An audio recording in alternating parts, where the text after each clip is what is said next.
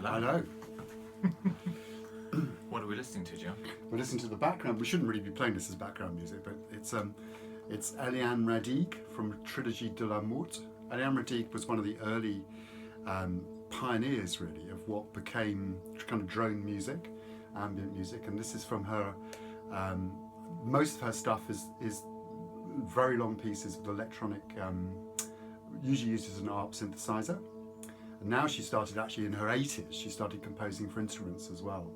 And she's done an amazing long piece for a bass guitar, which in a previous job I actually was partly involved with promoting and so forth. So anyway, Eliane Radigue, check her out. Not much of her stuff is available on vinyl, but it's largely because of the time spans really that we're listening to them. Anyway, so we're listening to Kiama, which is from basically based on one of the things from Tibet, the Book of the Dead. Background. Nice. Well, John, you kicked off the session. Oh, I did, didn't I? Yeah. Kicked off the session really with a tribute, really, to, and started off a vinyl session with a CD, which is always an interesting way of starting. But basically, one of Prince's more recent drummers, John Blackwell, fantastic drummer, died recently after being ill for a couple of years, and played a track off. It's really one of my favourite Prince albums, and I think the same with Mark as well, actually. Which is News, which has got 4 very long tracks. All instrumental. All instrumental. And it was one of the worst reviewed records, not just because of bad reviews, but people obviously hadn't listened to the record before they reviewed it. It's been described as smooth jazz, which it really is not, actually. So if you've never checked this out, you really should, actually. And it's the band with Rhonda Smith on bass and John Blackwell. Not Maceo, I think Eric Leeds is on it. I think, okay. Yeah, I think so. But yeah, so John Blackwell, amazing drummer. Check out the YouTube clip of Prince doing a version of Stratus, Billy Cobham Stratus from Montreux in 2009. Absolutely phenomenal. Actually beats the original, in fact. Well, there was not an obvious connection between the next artist, apart from the fact that they are a unique individual voice, and I'm talking about Randy California and Spirit. I know Roger Coleman's getting into Spirit at the moment. This is a double album called Spirit of 76, and it's the power trio. Well, actually, it's mainly just Randy California and Ed Cassidy. Actually, it's not the power trio. It's mainly just the two of them. So Randy and his stepdad, the jazz drummer Ed Cassidy, and it's a really sort of woozy kind of record. Hard to sort of encapsulate what he does. He covers a lot of classic tunes, but they all sound very different from the originals. And there's this kind of thing called the Tampa Jam that keeps popping up, which sounds like a really sort of psychedelic jam. And it's just very kind of dreamy, and sort of you drift from track to track, a bit like is it Future Games, Future Days, Future Games, that sort of feel. Yeah, it's Randy California doing what he does. And we listened to the track called Walking the Dog, which is obviously a classic R&B tune. Was it Rufus Thomas? Yeah. In fact, Spirit's albums carried on being interesting even after Randy California left, actually.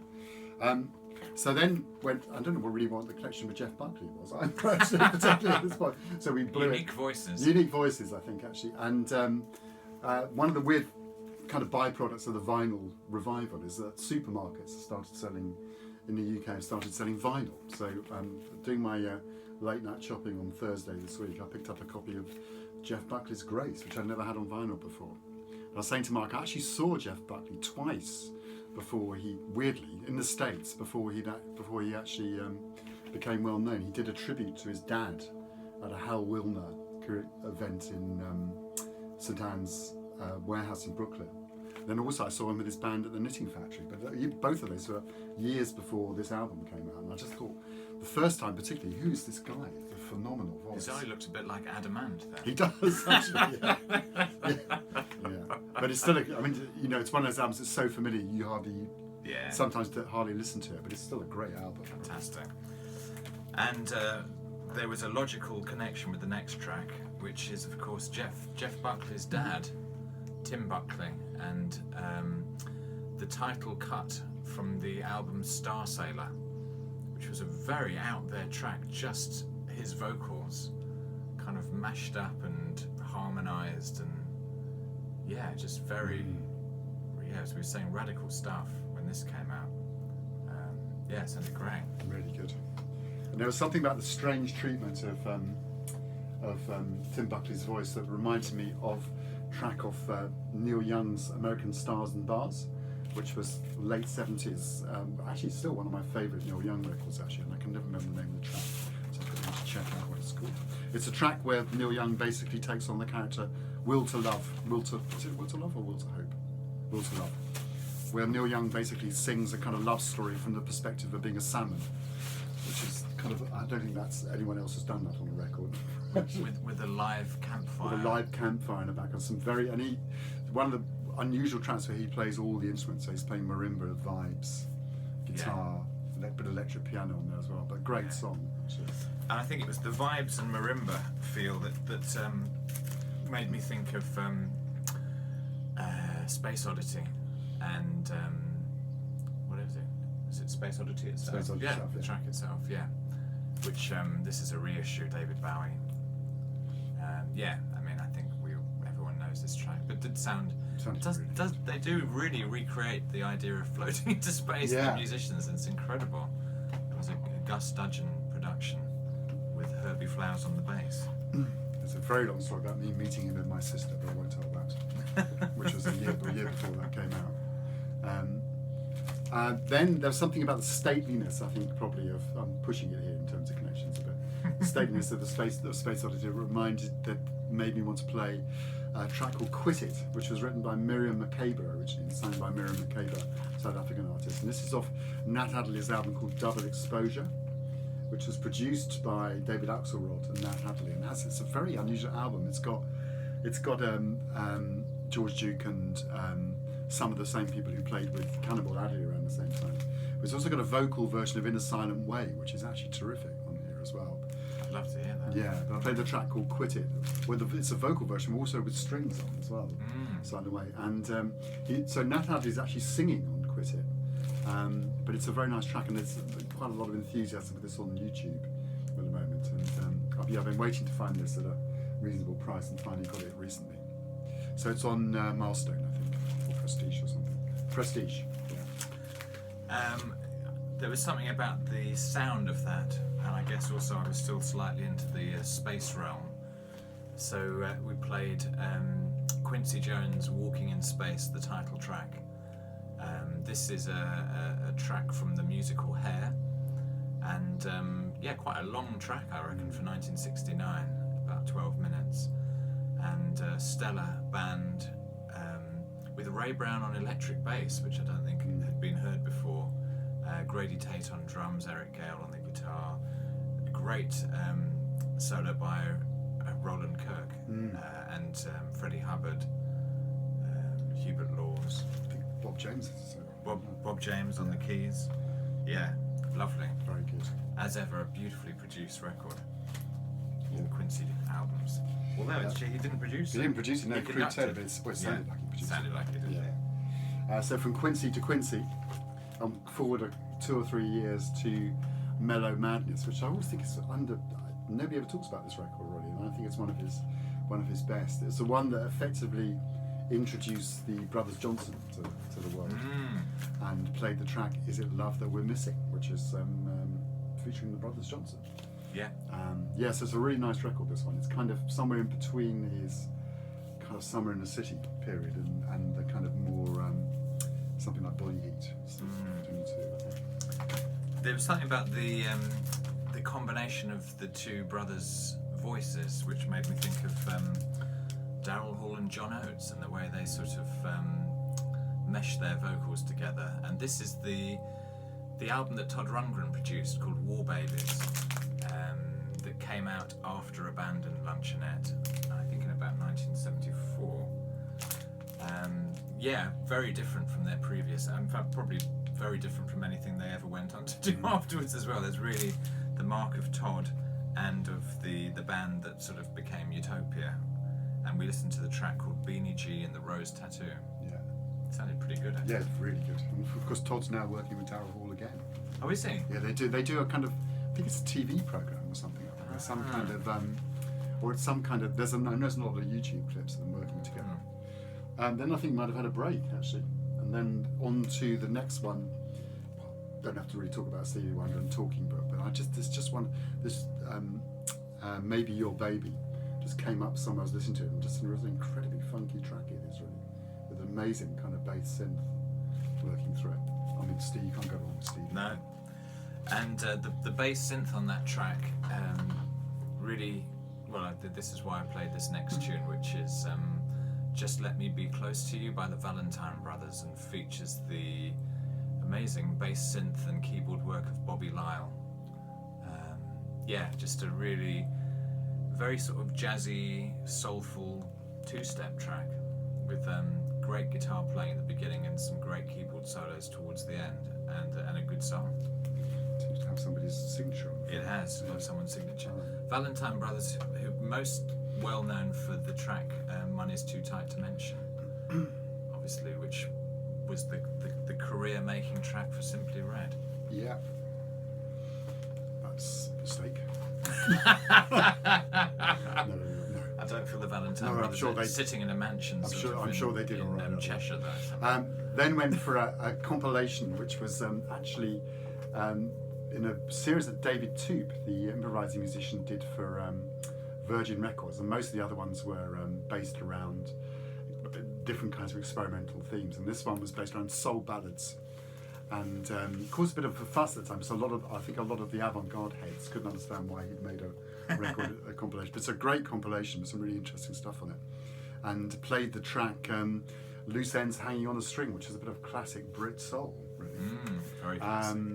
And there's a very nice, I don't know if anyone listens to Resonance FM, which is a station in the UK, but there's a very nice conversation between Kirk DeGiorgio, who's also known as One, who was a British DJ and producer, and David Toop about soul music, which is great on there from a couple of weeks ago. We went from that to another very soulful 12-inch, soulful kind of disco funk track, actually. It's Gladys Knight and the Pips on Buddha Records.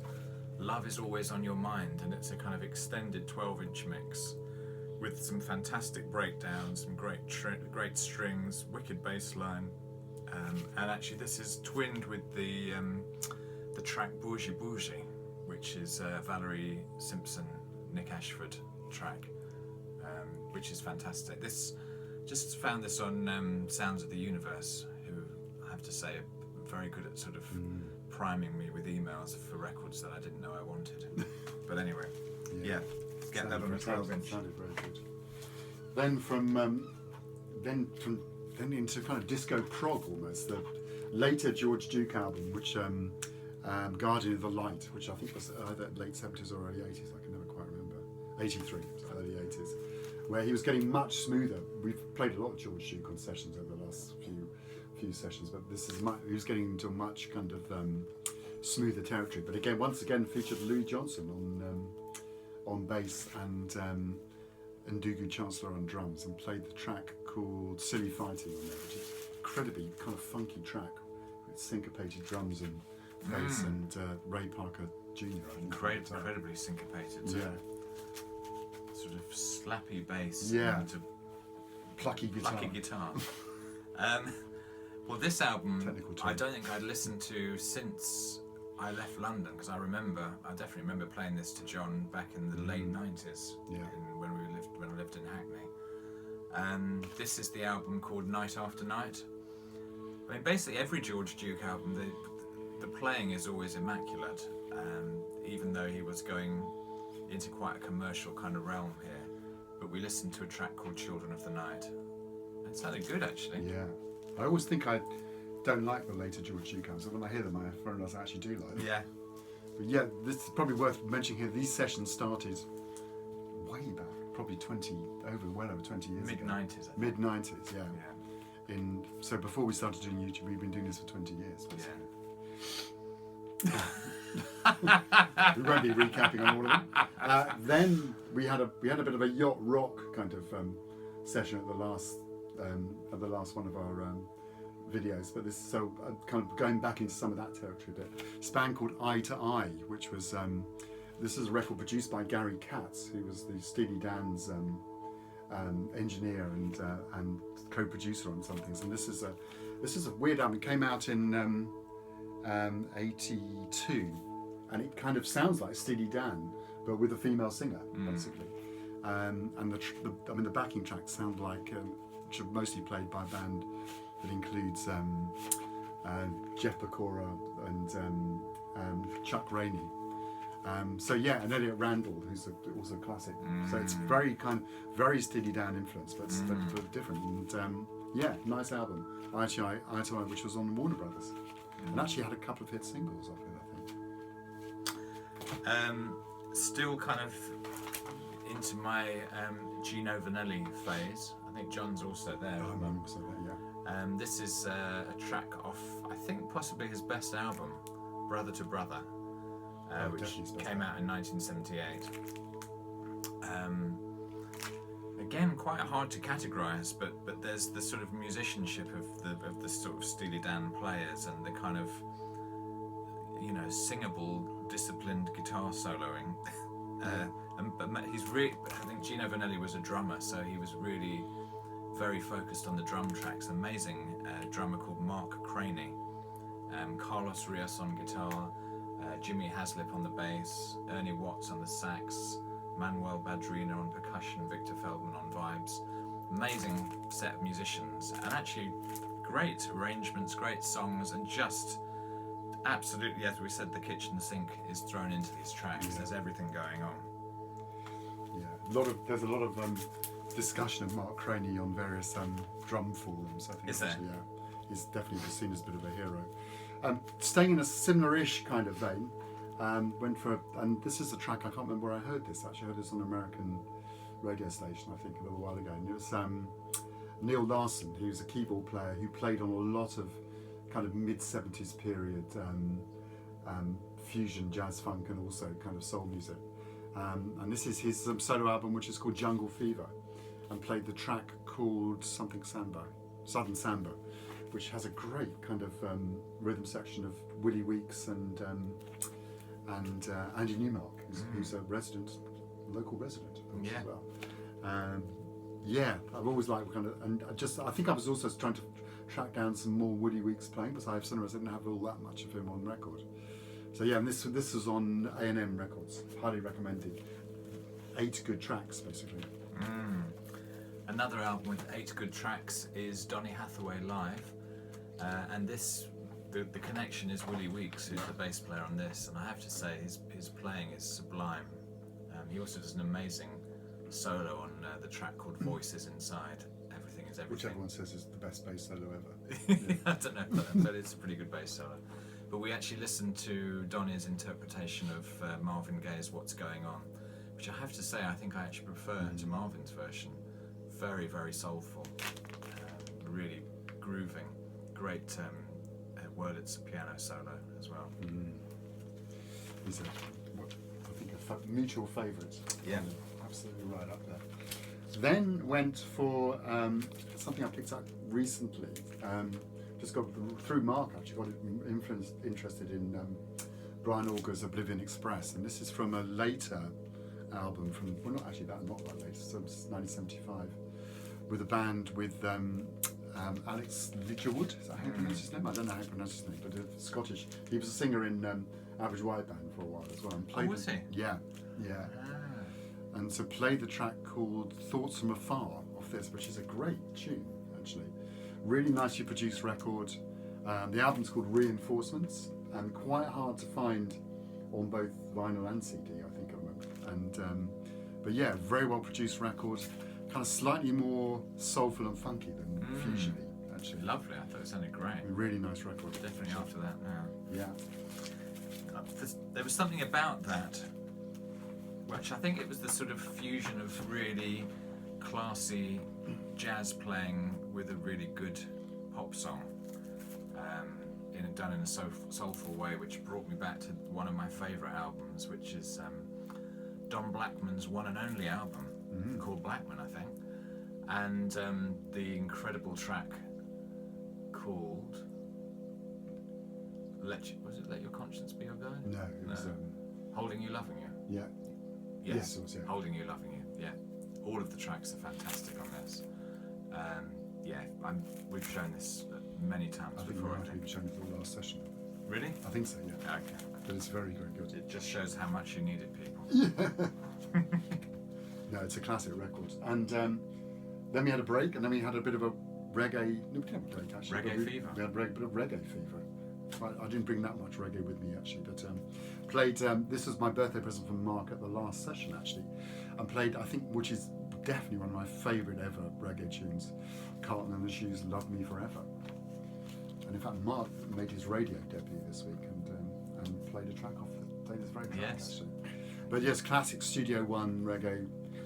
Just when kind of ska and rocksteady were moving into reggae time. So with those beautiful harmonies. Beautiful harmonies. Some very weird drumming as well. Yeah. Strange cymbals stuff going on. It's a little bit of a reggae session. Again, classic tune here. This is Dennis Brown's Bloody City on the High Times label, which, although it says it's produced by Earl Chinner, and definitely this is a Jamaican 7-inch. There's something about, I don't know, the only person who might be able to answer the question is Doug in Canada, as to whether these are actually Jamaican or UK backing tracks. Sounded like Aswad to me. Did sound a bit like Aswad. Yeah. Great track.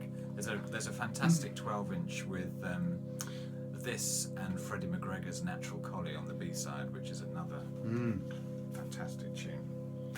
They went a bit dubby. They went for some King Tubby. Dubby with Tubby. From Majestic Dub. Sounded too slow. And played Brighter Shade of Dub style off that. And this is also a record with Old Chinner on it, and Robbie Shakespeare and Sly Dunbar. Also, by this point, Tubby had started sharing the mixing duties with Prince Jammy, who was the kind of next generation along scientist. And then, became King Jammy, and then became one of the kind of main movers behind Digidub. Prince Jammy became King Jammy. Did he? Yeah, I think so. Oh. And became I might be horribly wrong there, but became one of the prime movers behind kind of the more digital kind of dub. We then had a 7-inch by the Revolutionaries, and it's the amazing instrumental track, the Kunta Kinte rhythm, and we listened to the version 2 on the B-side, which it's just classic. It's classic kind of steppers reggae. Yeah, there's actually some great compilations there's 2 really good compilations of Channel 1 stuff on that same label. One called Well Charged and the other one called something else I can't remember actually. So moving away from reggae but staying with the 7-inch, then went for the very strange rock version of James Brown's Talking Loud and Saying Nothing, which was on King, which I actually bought by mistake because I thought it was the normal version, but it's got a kind of rock guitar introduction. It's still pretty funky. Still very funky. Yeah, it's very funky. It's kind of much looser in a way, than the other version. Yeah, at the time I bought a whole bag full of James Brown 7-inch singles for £1 from a shop that's closing down South London. My last 7-inch was another Jamaican 7-inch, but actually a rare Jamaican soul tune by an artist called Tony Gregory. The track's called I'm Gonna Break You Down. It's very moody, and it also seems to be a very rare record. It's on the Forward Records label. Really nice. I bought this years ago at a record shop called Quaff Records. Oh, I remember Quaff, I remember going there, and in the shop was Giles Peterson and Jazzy B. Yeah, that would be so everyone was there. So from a reggae soul, to soul with a touch, sounding much more coherent than it actually was. We were flowing, John. I know, without even knowing it. I think from a kind of I got really interesting kind of during the 80s when a lot of mainstream soul music became very, very overproduced and particularly synth dominated as well. I got quite interested in independent soul from the States, and this is from a band called the California Executives. So I think actually made an album, and the track is called I Don't Know Why, and it came out on their own record, Williams record label. But it's got a kind of almost like a slowed down reggae kind of thumping thing behind it, with a band with singing that sounds a lot like the Dells or something. Really nice. Really nice. I think that it was the soulfulness really that got me playing Leroy Hudson's All Because of You on the Curtin label, so very closely associated with Curtis Mayfield. In fact, was Leroy Hudson an impression? Yeah, he replaced. Oh, he replaced Curtis. That's right. Impressions, yeah. Yeah, I mean, he did. If you don't know Leroy Hudson, investigate him. There's some pretty much every album is really, really good. Very kind of individual, distinctive, soulful sound, fantastic backing tracks, really lovely playing. Yeah. This was a nice 7-minute version of All Because of You. I mean, he made 6 solo albums, and they're all great. They're all really, really good. So the soulful end of Back to Prince again. No excuses for that, really. But also Back to the Supermarket, because this is the other thing I bought last time I was in the supermarket. So anyways, I didn't have their second Prince album called Prince on vinyl, and this was one where he was playing all of the, still playing all the instruments, and incredibly young. But this has got a very warm sound. This way, it was kind of recorded analog and has mastered by Bernie Grundman and stuff, and has a very kind of warm sound to it. And played the track "It's Going to Be Lonely," which is the last track off it. But, I'm a unremitting Prince head, so don't expect to get anything critical from me. I think this was the most controversial track of the night. It was the new Floating Points album. What's it called? Called Reflections, Mojave Desert, that was recorded in the Mojave Desert. It's a bit like the Mark Pritchard in that it's very lavishly packaged, and John was questioning where all the money was coming from. But it's a soundtrack for a film, and it has got that sort of field recording, sort of obscured by clouds, Pink Floyd kind of vibe, very kind of not as good as David Gilmourish guitar, but that kind of spacey feel. I like it. John definitely gave it a large thumbs down, I would say. I didn't like it very much at all. I thought it was a bit, kind of felt like it was been put together by numbers. Now, the next record I played is in the box, which the camera's on top of. Which is you just have to imagine it. Okay, the next record I played was Bill Evans' Symbiosis, which is an album that was on MPS, and it was a later one of his records. We should show it, shouldn't we, actually, somehow or other. We'll put a picture of it up. We can do that at the end of the session, actually.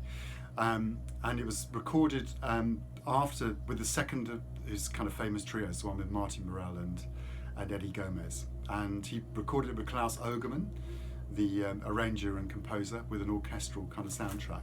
And I think, to be honest, apart from the obviously the wonderful Village Vanguard sessions, I mean, it's probably my favourite Bill Evans record. He also played some Rhodes on it as well as playing. I tell you what, John. Yeah. We can do a very short room tour.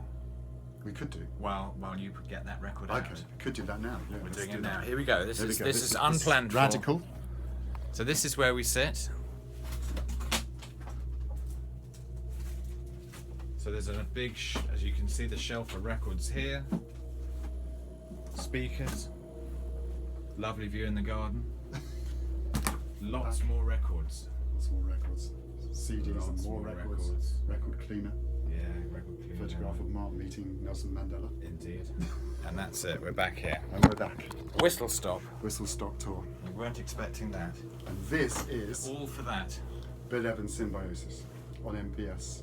Highly recommended. Really, quite a lot. The kind of collaborations between jazz ensembles and orchestras often don't work, but this works absolutely beautifully.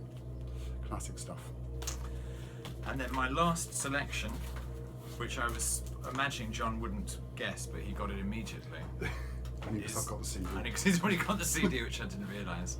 But he does not have the vinyl version of the new ECM release of Bill Frisell and Thomas Morgan, recorded live at the Village Vanguard. And the album's called Small Town. and it's an absolutely beautiful recording and such delicate interplay between the bass and the guitar. I mean, really on another plane of playing. And we listened to the track called "It Should Have Happened a Long Time Ago." Absolutely classic. I mean, yeah, it's a beautiful record. I think it could end up being one of my favourite Bill Frisell's, I think, actually. So then my last track was from the album "It Should Have Happened a Long Time Ago," which was and Mark thinks I might have played this at the last session, or recently anyway. Yeah. But Paul Motian, the composition's by Paul Motian, and played this original version of it, which is equally beautiful actually, with Joe Lovano and Bill Frisell and Paul Motian from their, I think it was like their first or second album on ECM from way back.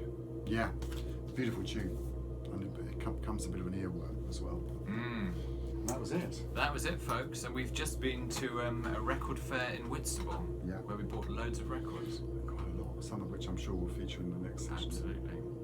Yeah. So, thanks for watching, thanks for commenting, subscribing, liking, disliking.